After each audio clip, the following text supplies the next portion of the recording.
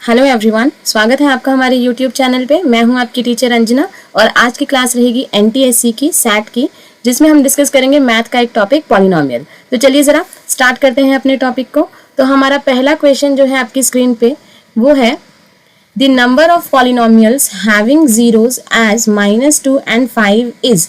तो आपको यहाँ पे पॉलिनोमियल की दो जीरोज जो है वो गिवन कर रखी है। सपोज कर लो कि alpha is your -2 and beta is your 5, where alpha और बीटा क्या है आपके रूट्स ऑफ द पॉलिनोमियल है, या आप उसको जीरोज भी कह सकते हो। ठीक है, अब यहाँ पे नंबर ऑफ पॉलिनोमियल्स आपको दो दे रखी थी, तो दो की जो अगर किसी के रूट्स दो होंगे तो वो क्वाड्रेटिक इक्वेशन होगी। ठीक है, तो मैं इसकी जर्नल इक्वेशन लिख लेती हूँ।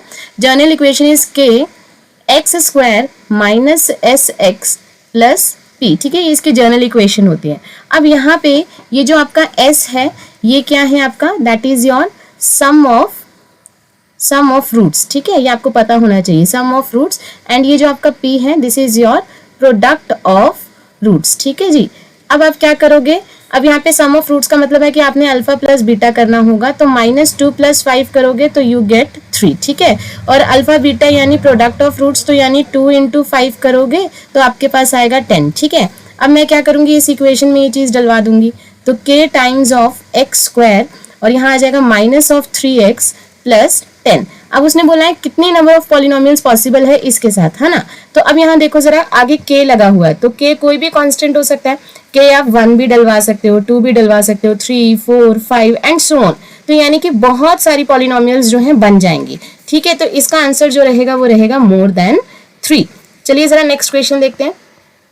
नेक्स्ट क्वेश्चन है given that one of the zeros of cubic polynomial, आपको एक क्यूबिक पॉलिनोमियल दे रखी है और उसका एक जीरोज जो है वो क्या है, 0 है।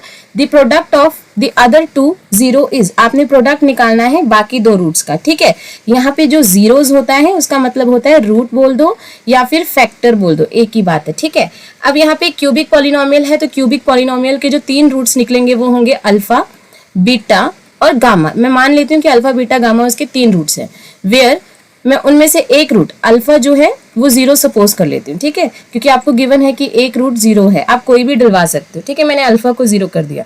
अब यहाँ प्रोडक्ट की बात की गई है, तो इसकी प्रॉपर्टी होती है, इसके कुछ फॉर्मूलाज होते हैं।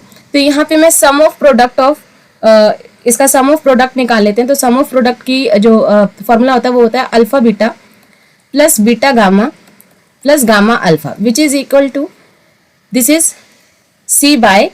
ये इसका फॉर्मूला रहता है। ठीक है, अब आप क्या करो, अल्फा को डलवा दो 0, तो अल्फा को हम यहाँ पे पुट करेंगे 0, तो आपके पास आ जाएगा 0, फर्स्ट वाली इक्वेशन 0 हो जाएगी, plus beta gamma as such, plus अगली जो टर्म है गामा अल्फा वो भी क्या हो जाएगा 0, विच इज इक्वल टू C/A। तो बीटा गामा का जो आंसर रहेगा वो रहेगा C/A। आपसे पूछा गया था प्रोडक्ट ऑफ अदर 2, तो अदर 2 नंबर्स कौन से थे आपके, बीटा और गामा। ठीक है, तो उनका आंसर क्या आ गया, C/A। So right option will be B. अगर अभी तक किसी ने चैनल को सब्सक्राइब नहीं किया है तो प्लीज चैनल को सब्सक्राइब कर लीजिए। Next question is if one of the zero of cubic polynomial x³ + ax² + bx + c is -1। ठीक है, तो आपको एक जीरोज यानी कि एक रूट जो है वो क्या दे रखा है, -1 दे रखा है, किसका, क्यूबिक का। Then product of the other 2 0, आपने बाकी 2 जीरोज जो है वो निकालने हैं, उनका प्रोडक्ट निकालना है। ठीक है, तो मान लो अल्फा बीटा गामा क्या है, 3 रूट्स हैं, वेयर अल्फा जो है आपका क्या है, दैट इज -1। ठीक है जी, अब नेक्स्ट में आपने क्या करना है, ये जो -1 एक रूट है उसको आप इस इक्वेशन में डलवा दो। ठीक है, तो वो इस इक्वेशन को सेटिस्फाई करना चाहिए, तो मैं डलवा देती हूँ। x की जगह पे हम -1 डलवाते हैं, सो -1 का क्यूब प्लस a -1 का square plus b -1 plus c is equal to 0। यहाँ आ जाएगा -1, यहाँ आ जाएगा प्लस a, यहाँ आ जाएगा -b plus c is equal to 0। ठीक है, आपके पास कुछ ये इक्वेशन देखिए जी बन रहा है। यहाँ से हम क्या करते हैं, मैं a की वैल्यू निकाल देती हूँ, मैं यहाँ से c की वैल्यू निकाल रही हूँ, आप b की भी निकाल सकते हो। ठीक है, तो मैं यहाँ से c की वैल्यू निकाल रही हूँ, ये देखो जरा, -1 उधर जाके हो जाएगा प्लस का, ये प्लस a उधर जाके हो जाएगा माइनस का, और ये माइनस का भी उधर जाके हो जाएगा प्लस। तो आपके पास ना c की यहाँ पे एक वैल्यू आ गई। ठीक है जी, अब आप क्या करो नेक्स्ट स्टेप में, अब यहाँ प्रोडक्ट ऑफ अदर 2 जीरोस की बात की गई है, तो मैं प्रोडक्ट ऑफ रूट्स ले लेती हूँ, that is alpha beta gamma, और उसका फॉर्मूला होता है, आपको पता होना चाहिए, वैसे मैं इन शॉर्ट यहाँ पे लिख देती हूँ। अल्फा बीटा गामा जो होता है according to the general equation वो होता है -d/a, ठीक है, ये आपको पता होना चाहिए। अब यहाँ पे क्या है, d जो है ये देखिए, सपोज अगर ये आपका a है, ठीक है, ये आपका b होगा, ये आपका c होगा, तो d आपका क्या है, c है, ठीक है। इन जर्नल अगर मैं इसको जर्नल इक्वेशन के साथ कंपेयर करती हूँ तो ये मेरा लास्ट वाला जो है कांस्टेंट वो रहेगा, तो यहाँ डलवा दो, तो यहाँ आ जाएगा -c अपॉन a क्या है आपका coefficient of x cube, that is 1, ठीक है। तो इस तरह से हम इस चीज को निकाल सकते हो। अगर आपको ऐसे नहीं पता लग रहा है तो आप इसे लिख सकते हो minus of constant upon a क्या है, that is the coefficient of x cube, ये इसका जनरल फॉर्मूला होता है, ठीक है जी। Now next alpha beta gamma का आंसर क्या आ चुका है आपके पास, -c। अल्फा आपको पता ही है क्या दिया हुआ था, -1, तो यहाँ -1 डलवा दीजिए। बीटा गामा आपने निकालना ही था प्रोडक्ट ऑफ अदर 2 जीरोस, तो अदर 2 जीरोस कौन से, beta and gamma. -c, minus ऐसे लिख दिया, c की वैल्यू जो है वो हम यहाँ डलवा देते हैं 1 -a + b, ठीक है जी। नाउ नेक्स्ट स्टेप, इस माइनस से ये माइनस कैंसिल हो जाएगा, सो बीटा गामा का आंसर आ जाएगा 1 -a + b। तो देखो जरा कहाँ पे है, 1 -a + b, first is the right answer, ठीक है जी। चलिए जरा नेक्स्ट क्वेश्चन देखते हैं। Next is the zeros of quadratic polynomial x² + 99x + 127 are. तो देखिए जरा इसकी भी एक ट्रिक है, आप यहाँ पे क्या करो, सबसे पहले सम ऑफ रूट्स देख लीजिए, सम ऑफ रूट्स यानी कि अल्फा प्लस बीटा वो होता है -b/a, ठीक है, -b/a, तो ये आपका b होगा, a आपका क्या होगा, द कोफिशिएंट ऑफ x², ठीक है। तो आपके पास यहाँ आ जाएगा 99, okay. Now next product of roots लिख लो, प्रोडक्ट ऑफ रूट का फॉर्मूला होता है c/a, c आपका क्या है 127, ठीक है जी, 127। अब यहाँ पे आपने ना बताना है कि इसकी जीरोस जो रहेंगी क्वाड्रेटिक पॉलिनोमियल की वो कैसी होंगी, या दोनों पॉजिटिव होंगी या दोनों नेगेटिव होंगी, या एक पॉजिटिव होगी एक नेगेटिव होगी, या दोनों की दोनों जो है इक्वल होगी, आपने ये बताना, ठीक है। अब यहाँ पे क्या है ना, ये जो आपका प्रोडक्ट आया ना बेटा जी, यहाँ पे 2 कंडीशंस जो है वो हो सकती हैं। पहली कंडीशन ये हो सकती है कि जो दोनों ही रूट्स हैं अल्फा और बीटा, ठीक है जी, वो दोनों के दोनों क्या हो सकते हैं, नेगेटिव हो सकते हैं, ठीक है, या आपके अल्फा और बीटा दोनों के दोनों क्या हो सकते हैं, पॉजिटिव हो सकते हैं, ठीक है जी। आपने ये बताना, ये देखिए जरा, आपने इसको, मैंने 2 चीजें लिख दी है कि यहाँ पे आपके पास जो प्रोडक्ट आया 127, यहाँ से मुझे एक चीज समझ आएगी कि या अल्फा बीटा दोनों नेगेटिव होंगे या अल्फा बीटा दोनों के दोनों क्या होंगे, पॉजिटिव होंगे। उसका फैसला कौन करेगा, ये सम ऑफ द रूट्स करेगा, ठीक है। अब यहाँ देखो, अगर दोनों नेगेटिव हुए तो दोनों अगर नेगेटिव हुए तो नेगेटिव नेगेटिव आपके पास साइन क्या आ जाएगा, नेगेटिव का आ जाएगा, ठीक है। और अगर दोनों पॉजिटिव हुए प्लस प्लस, तो आंसर किस में रहेगा, प्लस में रहेगा। लेकिन आपका सम ऑफ रूट किस में था, नेगेटिव में था, तो मेरा आंसर रहेगा कि दोनों के दोनों जो रूट्स होंगे वो क्या रहेंगे, नेगेटिव रहेंगे। तो right answer will be B, ठीक है जी। चलिए जरा नेक्स्ट क्वेश्चन देखते हैं। The next question is if the zeros of quadratic polynomial ax² plus bx plus c where a is not equal to 0 are equal, then आपको zeros बताने हैं क्वाड्रेटिक पॉलिनोमियल के, ठीक है, और आपको ये गिवन कर रखा है कि वो दोनों क्या होंगे, इक्वल होंगे। तो जब भी इक्वल रूट्स का कंसेप्ट आता है तो उसका डिस्क्रिमिनेंट हमेशा क्या होता है, 0 होता है। डिस्क्रिमिनेंट का फॉर्मूला होता है b² - 4ac = 0। सो यहाँ से b² की वैल्यू क्या आ गई, 4ac। अब यहाँ देखो जरा, यहाँ पे भी एक लॉजिक है, जरा आपको समझने की जरूरत है उस चीज को। b² की, यहाँ देखिए b का स्क्वायर है, तो अगर आप b की कोई भी वैल्यू डलवाओगे तो हमेशा आंसर क्या रहेगा, पॉजिटिव रहेगा, ठीक है। अब इन्होंने बोला ना कि इक्वल होगा, दैट मीन अगर इस साइड पॉजिटिव है तो आपका जो आपका राइट हैंड साइड होगा वो भी क्या होना चाहिए था, पॉजिटिव होना चाहिए था। तो पॉजिटिव में ये हो सकता है या तो a नेगेटिव हो और c भी नेगेटिव हो, तो नेगेटिव नेगेटिव क्या हो जाएगा, प्लस हो जाएगा, पॉजिटिव हो जाएगा। ये दोनों के दोनों ही किस में होने चाहिए, प्लस में होने चाहिए। मैं दोनों लिख देती हूँ, या तो आपके a और c क्या होने चाहिए, बोथ नेगेटिव, ठीक है, या फिर आपके a और c क्या होने चाहिए, बोथ पॉजिटिव, ठीक है जी। तो अगर बोथ नेगेटिव होंगे तब भी वो लेफ्ट हैंड साइड को जो है इक्वेट करेगा, अगर दोनों ही पॉजिटिव होंगे तब भी वो क्या करेगा, लेफ्ट हैंड साइड को इक्वेट करेगा इन साइंस। सो हम इसमें लिख सकते हैं कि दोनों c और a का जो साइन है वो सेम होना चाहिए, तो right option will be the third one, ठीक है। सो c and a have a same science. चलिए जरा नेक्स्ट क्वेश्चन देखते हैं।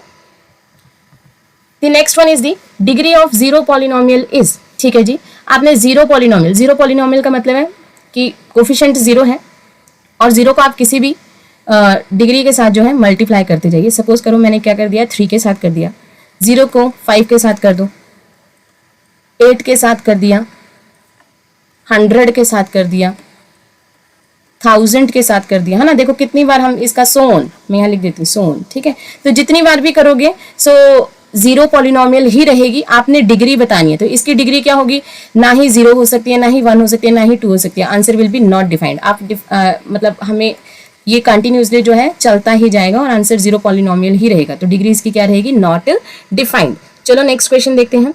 Next question again the graph of quadratic polynomial. तो ये आपको याद करना पड़ेगा, हायर क्लासेस में इसका कंसेप्ट आ जाएगा, +1 +2 में।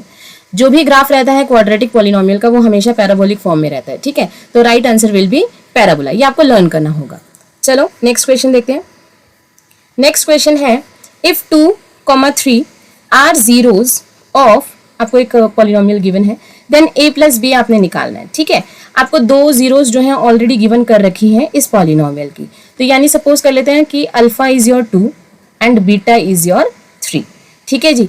अब अकॉर्डिंग टू दिस पॉलिनोमियल इसका जो सम ऑफ रूट होगा, ठीक है, मैं लिख देती हूँ, सम ऑफ रूट वो किसके बराबर होगा, वो होगा -b/a, ठीक है। सम ऑफ रूट का मतलब होता है अल्फा प्लस बीटा, ठीक है। अल्फा प्लस बीटा मतलब 2 + 3 विच इज इक्वल टू -b/a, यानी 5 इज इक्वल टू -b/a, ठीक है। यहाँ पे इसको ले लो एक इक्वेशन, ठीक है। This is your first equation.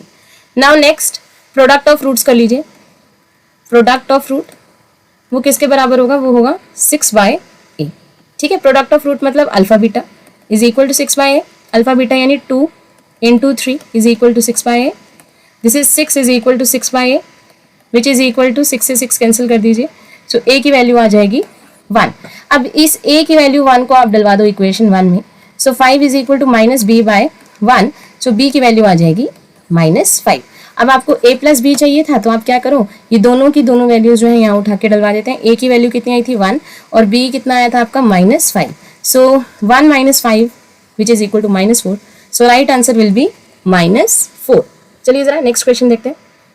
Next is if 1 0 of the given polynomial, आपको एक पॉलिनोमियल गिवन है, is reciprocal of the other. आपको बोला गया है कि एक 0 जो है यानी कि एक रूट जो है वो रेसिप्रोकल होगा दूसरे का, ठीक है।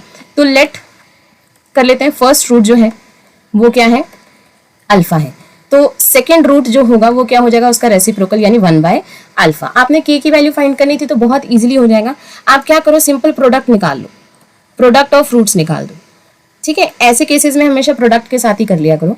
सो प्रोडक्ट ऑफ रूट्स निकालोगे तो प्रोडक्ट ऑफ रूट्स का फॉर्मूला होता है constant upon the coefficient of x। तो कांस्टेंट क्या है, यानी c/a, मैं लिख भी देती हूँ। कांस्टेंट है 1/3 अपॉन a क्या है आपका k। प्रोडक्ट ऑफ रूट यानी अल्फा इंटू 1/अल्फा which is equal to 1/3 k। Alpha से अल्फा कैंसिल हो जाएगा, ये 3 जो है इधर चला जाएगा।